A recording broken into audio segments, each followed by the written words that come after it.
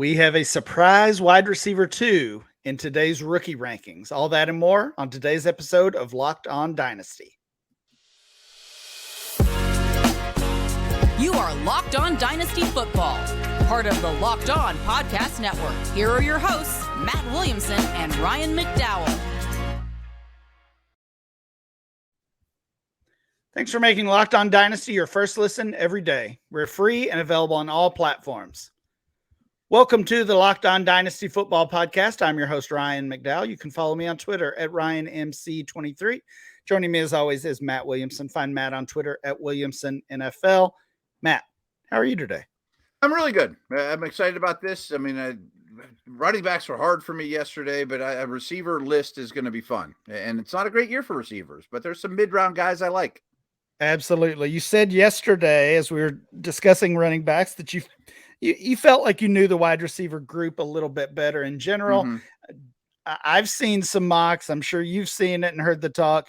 Are the Steelers going to draft a day 2 wide receiver again? Seems like they do every year, right? Very possible. I think they're looking for the big slot. You know, Claypool was that guy for them.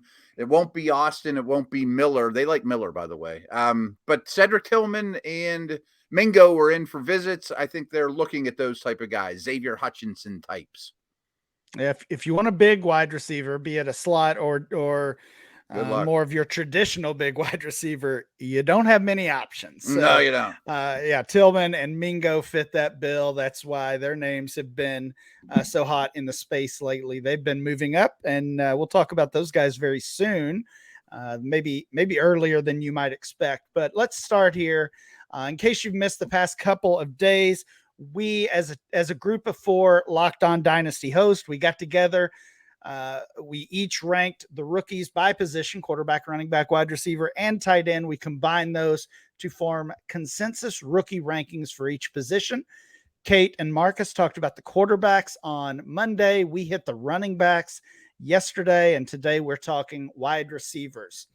I would say, just like yesterday's conversation, there's no surprise at the top here, Matt. No. Jackson Smith-Njigba is the wide receiver 1 for all 4 of us individually and obviously for us as a group. JSN, I think the wide expectation is that he will also be the first wide receiver drafted on Thursday night as well. Maybe we only see 1 or 2 first-round receivers, but we certainly think he will be one of them. I agree, and I think there's a pretty good chance he goes in the top half of the first round. I don't know that Addison, Johnston, those type of dudes, Hyatt, have that capability. Flowers, you know. Yeah, we've seen probably 5 or maybe even 6 different wide receivers at one point projected to be a first round NFL draft pick, and that list is certainly narrowing now. It looks like maybe just 1 or 2. I said at the top, a little surprise with our wide receiver 2. Maybe this won't be a surprise to many, but Zay Flowers is our wide receiver 2. He is the 2 specifically for Marcus. Marcus was the highest on him. You and I both agreed. We had Zay Flowers as the wide receiver 3. Kate had him down at 4, but the averages altogether put him at wide receiver 2. So what is it that has Zay Flowers rising up the boards here, Matt? Yeah, I'm a big fan. And in the real world, he's my wide receiver 2. He was my dynasty wide receiver 3. And much like our running back conversation, size is a big deal to me at this position. Not as much as running back, but I mean, some of these little dudes I was harsh on. I just think it's harder to get in the end zone. I mean, I know that they can rack up catches, and of course we're talking about PPR, but I really like the player. I think he's very tough. He is small, but he's physical. He's got some muscle on him. Everyone in the world knew that the ball was going to him at BC, and it didn't matter, you know. So I'm a big Zay Flowers fan. Yeah, if there are only 2 receivers drafted in round 1, I think the expectation now is that it will be Smith-Njigba and Zay Flowers. He seems to have overtaken both Addison and Johnston on many NFL mock drafts, and he's climbing up when it comes to dynasty value. And here we are with him as our wide receiver 2. You look at possible landing spots for Zay Flowers. I think routinely we see him mocked to the Chargers at 21 overall.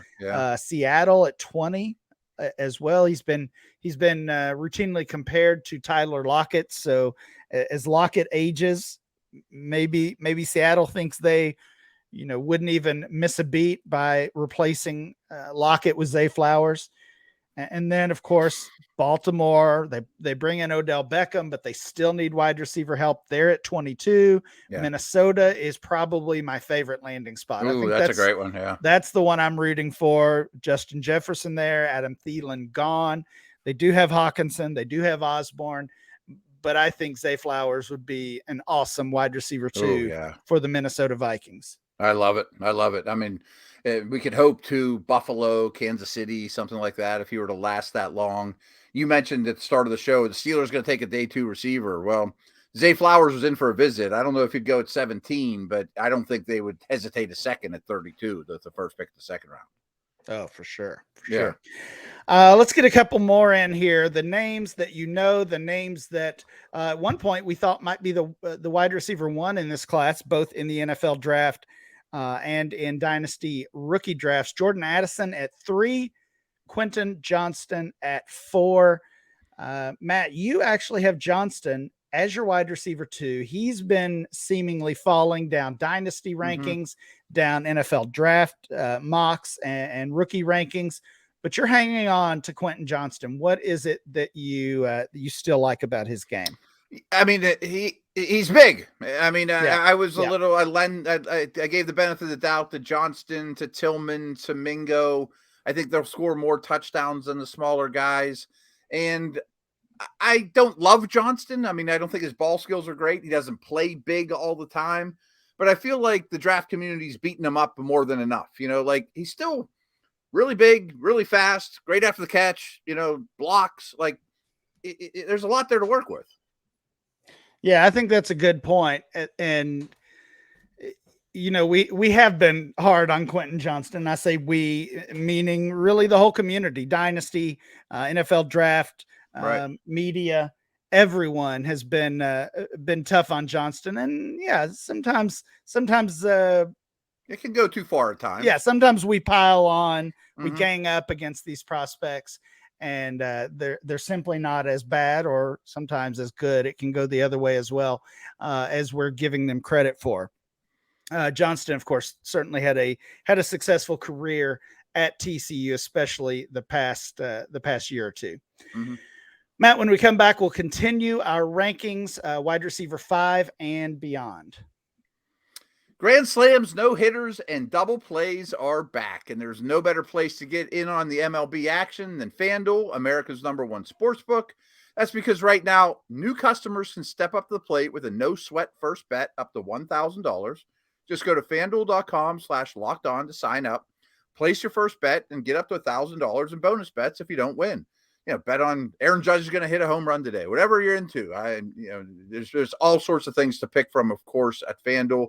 So don't miss your chance to get in a no-sweat first bet up to $1,000 when you join FanDuel today. Just go to FanDuel.com/lockedon to sign up. FanDuel, the official partner of Major League Baseball. We are through our first 4 wide receivers in our consensus rookie wide receiver ranks. That was Jackson Smith-Njigba, Zay Flowers, Jordan Addison, and Quentin Johnston. Wide receiver 5 is Josh Downs. Now I had Downs at 4. Kate had Downs at 5, Marcus at 6, and Matt way down at wide receiver 8. You're a little worried about Josh Downs. Size again? Again, yes, but I'll be honest, I fiddled with these and then moved them to 7, not after just seeing ours. I think he'll catch a lot of balls, that's, in a Welker-like manner. And I probably was too harsh on him, thinking, and when it's all said and done, he's probably going to be a top 40 pick. He's probably going to catch a lot of balls, but he's slot only, and I just don't see a ton of touchdowns in his future. But I really like the player. Yeah, if you are worried about the size at wide receiver, this is going to be a rough year for you because most of these guys are sub 6 foot, sub 200 pounds. the big wide receivers just are not very plentiful this year. No. But the next guy on our list does fit that bill. It's Cedric Tillman, the wide receiver 6 in this group. We were all pretty aligned on him. Marcus and Matt both had him at wide receiver 5. Kate and I had him at wide receiver 7. So he ends up as our 6th guy. Tillman has really been a riser. We did a live DLF podcast stream last week. We were talking about Tillman, and Marcus jumped in and into the chat and had some positive comments about him as well. So yeah, Tillman is one of those guys. Maybe it's because of his size. There's not many of them. I mean, Mingo and Tillman, to me, I think are going to get drafted a lot higher than people think.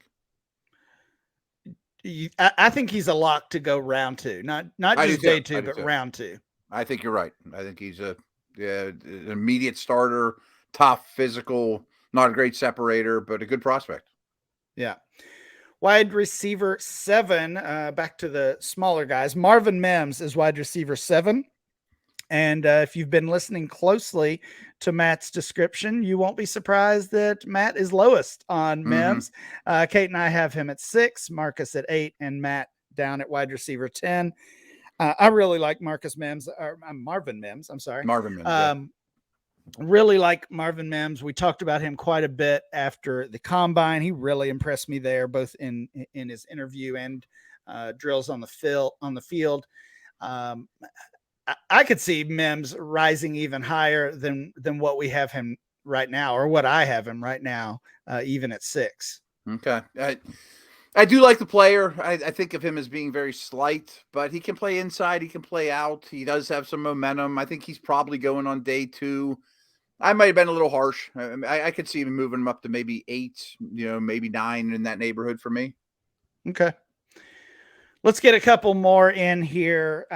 Jonathan Mingo is next on our list. And I really like this guy. Again, based on Matt's got a type here this year. Yeah, I do.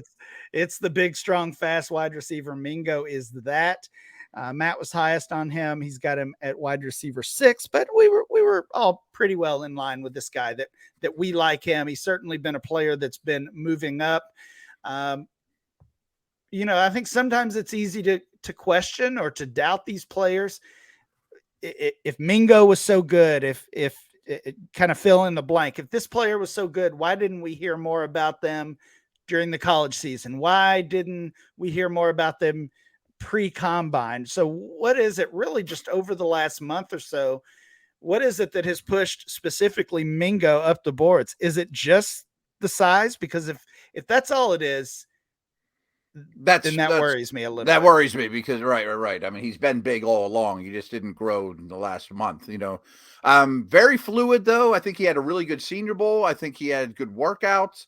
Power slot to me is a very attractive fantasy position to be in, and I think that's what he best profiles as is a big, powerful slot guy. So I think that is a good cheat code for production at the next level. We'll finish off here with the last player in this tier based on our rankings, and a name we haven't mentioned yet, Jalen Hyatt. He's the wide receiver 9. Matt was actually highest on him at 7, but we were all pretty well in line, 7, 8, or 9 on our rankings. And Hyatt is a guy who was being talked about as a first-round draft pick not so long ago, and honestly could still end up being a first-rounder because he has he is elite at that one thing, and of course that is speed.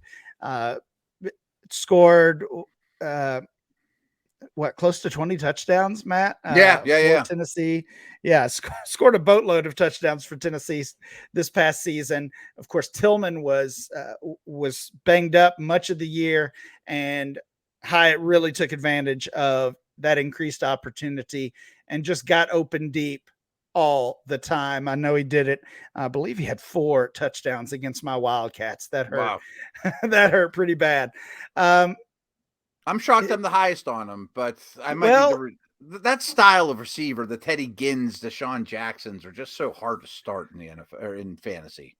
I mean, it's what we said about Quentin Johnston, that once, whether it's media or maybe it's the fantasy, the dynasty community, once we start piling on, it just continues. And that's what has happened with Hyatt. And there's a lot of concerns about his game that I think are fair and warranted.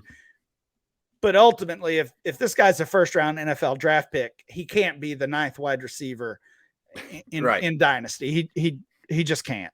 I mean, I think he could end up with the Chargers or the Chiefs or Dallas or, I mean, like there's in round one, right? In round one. Yeah, exactly. All right. But again, based on our averages, that is certainly the end of the tier. That was Jackson Smith and Jigba at 1, Zay Flowers at 2, Jordan Addison, Quentin Johnston at 3 and 4, Josh Downs 5, Cedric Tillman, Marvin Mims, Jonathan Mingo, a trio of risers at 6, 7, and 8, and Jalen Hyatt at 9. We got 6 more guys we're going to mention, and we'll do that right after this. Thanks for making Locked On Dynasty your first listen every day. Everydayers, tomorrow we'll be back. We'll be talking tight ends, and this is the deepest tight end class I can remember in a while. We're going to get some quality fantasy and dynasty assets out of this tight end class, so be sure to check out tomorrow's episode. All right, Matt, we got the next 6 guys here, and I know you are especially high on one of them, so let's buzz through these guys, and I want to spend a little bit of time on your favorite. Rashee Rice is wide receiver 10. He is not your favorite because you didn't even rank him, didn't even show up. Rough on him, right? Didn't show up on your list. But the guy I want to hear from you on is Tyler Scott. He's the wide receiver 11. For you, he's the wide receiver 9, the highest guy left that we haven't talked about.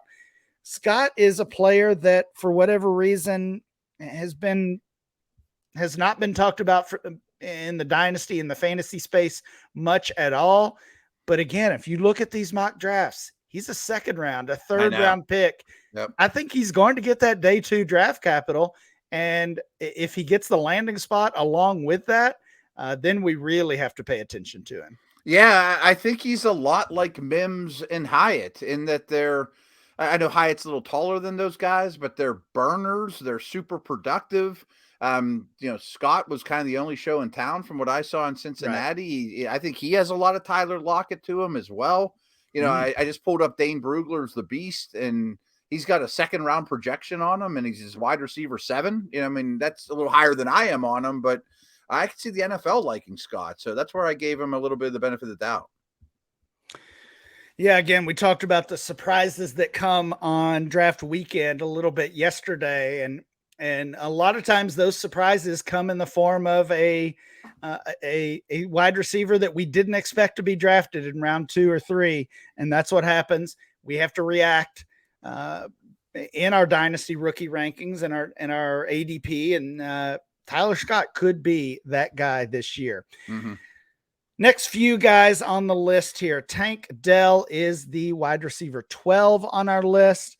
I wasn't kind to him either. I know you've knocked some of these guys based on their size, but Tank Dell is super tiny. And, you just wonder, this is almost like Tutu Atwell. You almost just wonder if he can he play in the league? As good as he was. See Dre Archer, or Dexter, there's so many of those little dudes that don't make it. Yeah. He's a fun player to watch, and tore it up for Houston. But yeah, you wonder if he can make it. Can he play on Sundays? I didn't rank him. Yeah, that's understandable. Another player that we as the dynasty community, as fantasy players, might be much lower on than NFL scouts. Certainly we are lower than the media right now, what we've seen in mock drafts. A.T. Perry, he came in as our wide receiver 13. I know you had him. I think you had him at 15 overall. I had him at 16. So we kind of agree on him. I got to see him at the combine, Matt. I know you were there, of course. I don't know if you got to see much of him, but no, I did. He really struggled on some of those drills, and you just watch him, and like you double check the program. Who is that guy? Ooh, that's Perry. That one again, yeah. Moving him down the rankings. And I probably haven't let go of that yet because I was there in the building and saw it in person. Sometimes we have that bias and keep those things longer than we should, but he was just so bad in those drills. But again, you listen to guys like Dane Brugler and so many others who are at the top of their profession. They really like Perry and they think he could be a day 2 pick. And if that's the case, we've got to react accordingly. Yeah, I'd be shocked if he's a day 2 pick, but Yeah. I do see, this doesn't sound like a compliment, but we're talking about the wide receiver, 14, 13. Yeah, 13. He kind of has a Devontae Parker feel to him. Outside receiver, size, pretty productive, go get the football, not real dynamic. It's not the worst. It's not a backhanded compliment. No, not at all. I mean, if he turned into Devontae Parker, I mean, that's a player who has been on dynasty rosters for most 6, of his 7, career. 8 years right, now. yeah, right. I mean, he's been relevant. He's had 1,000-yard seasons and been very productive. So, if Perry ends up being Devontae Parker, that would be a big win for him and for dynasty players that invest in him. Last couple guys on the list. Honestly, I was surprised that this guy was so low, and it probably is my fault because I ended up being the lowest on him. It's Jaden Reed, the wide receiver from Michigan State. I might need to take another look at him. I've got him way down at 18. You've got him at wide receiver 11. Tell us why. I think he's a day 2 pick. I think he's going in the 3rd round. He can play inside. He can play out. The key with this guy is, and really the whole Michigan State offense, is you need to watch their tape from 2 years ago. I mean, after they lost Kenneth Walker, and it was a disaster on offense, wasn't all his fault. So he was really good 2 years ago, and he was really good at the Senior Bowl. Yeah, very good point there. I'm going to go back and look at Reed a little bit. I probably am a little too low on him. Last guy, Trey Palmer. Wide receiver 15 on our list. Didn't show up for you. And again, we're averaging these players and a lot of them kind of in the same range. I'll throw out some other names. Michael Wilson. I know you're a little bit higher on Wilson. Yeah. Xavier Hutchinson deserves mention as he and Kayshon Boutte were guys that all 4 of us ranked, but the averages didn't go their way. Charlie Jones, Parker Washington, Rakeem Jarrett are some other guys in this mix this far down. Kayshon Boutte, just a player that maybe we've talked about more than we should. Yeah. It's going to be a draft capital story. And I could see him being drafted in the 3rd round. I could see him literally going undrafted through 7 rounds. I think either one of those options is possible, and we'll really know more of the story with him here in about 10 days or so. Reed and Wilson are the 2 that I kind of plant my flag on for where we have them ranked, where they're going for dynasty. I like both players. Yeah, as I said, I definitely need to go back on Reed. Probably will be moving him up my list before the draft gets here. I'm not quite as sold on Michael Wilson, but again, he was your wide receiver 12, so relatively high for you. Misses Matt, a lot of time. Yeah, that's the concern. Older prospect as well, if I remember correctly. This has been a great exercise. As you said, you just keep changing your rankings, and I think I could do the same thing. Every time you really dig in and look at these players, read about them, watch them, whatever it is, listen to a podcast about them, you find your values changing on these guys, and that will continue over the next week, the next week plus, as we get closer and closer to the NFL draft. That will do it for today's show. Please make sure you download and subscribe or follow for free on YouTube or wherever you get your podcast. Remember to follow the show at Locked On Dynasty. Follow Matt at Williamson NFL. And I'm Ryan MC23. We'll be back next time with more Locked On Dynasty.